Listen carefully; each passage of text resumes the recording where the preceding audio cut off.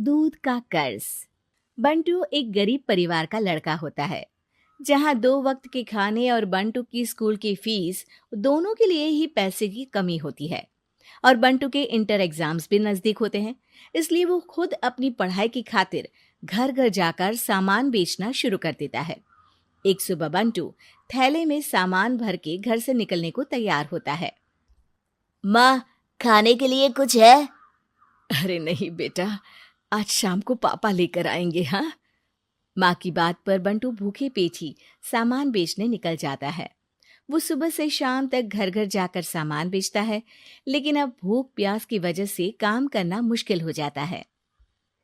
इस तरह काम पूरा नहीं हो पाएगा, और अगर बीमार पड़ गया तो एग्जाम्स के पहले फीस कैसे इकट्ठा करूंगा? ऐसा करता हूँ, अगले घर खाने के लिए कुछ मांग लेता हूँ।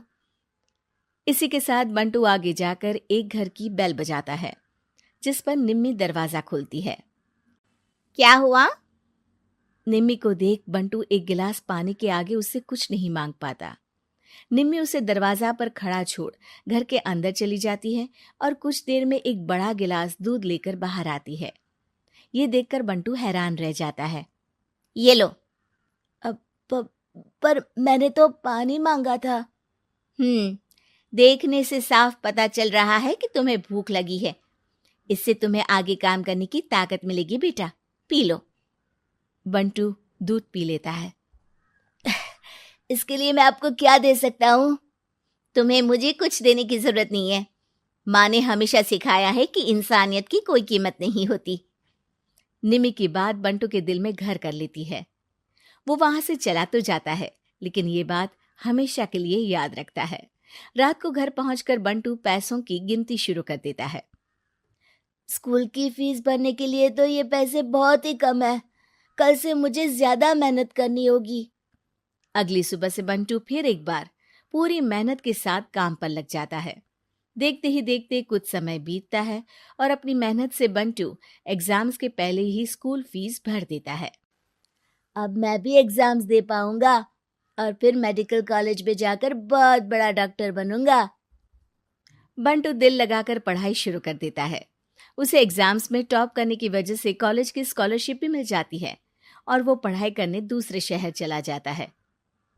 सर, इस स्कॉलरशिप से आपने मेरा सपना पूरा कर दिया।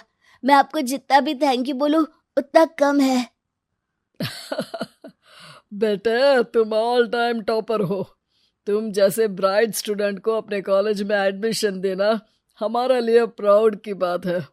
हमें पूरा भरोसा है कि एक दिन तुम अपने नाम के साथ साथ इस कॉलेज का नाम भी बहुत रोशन करोगे। इसी तरह 15 साल बीत जाते हैं और बंटू अपने शहर का मशहूर डॉक्टर बन चुका होता है। डॉक्टर, एक लेडी का कॉम्प्लिकेटेड केस आया है, जिस पर स्टडी करने के लिए सीनियर डॉक्टर ने सबको मीटिंग रूम में बुलाया है। केस की डिटेल्स क्या है? बंटू के पूछने पर नर्स उसे लेडी की सारी डिटेल्स बताती है, जिस पर बंटू उसके शहर का नाम सुनते ही चौंक कर भागता हुआ उसके कमरे में पहुंच जाता है, जहां वो निम्मी को देखते ही पहचान लेता है। उसके पीछे पीछे नर्स भी वहां पहुंच जाती है।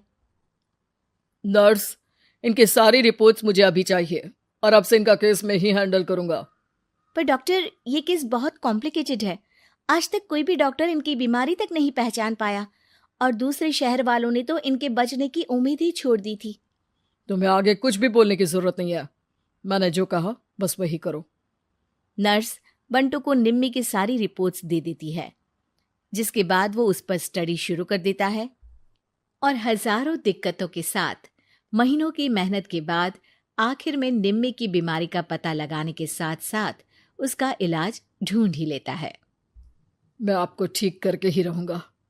अब बंटू अपने को डॉक्टर्स की मदद से दिन रात एक करके निम्मी के इलाज में जुट जाता है, जिसमें वो कभी दूसरे हॉस्पिटल के स्पेशलिस्ट को, कभी किसी मल्टी स्पेशलिस्ट को बुलाकर निम्मी का चेकअप कराता रहता है।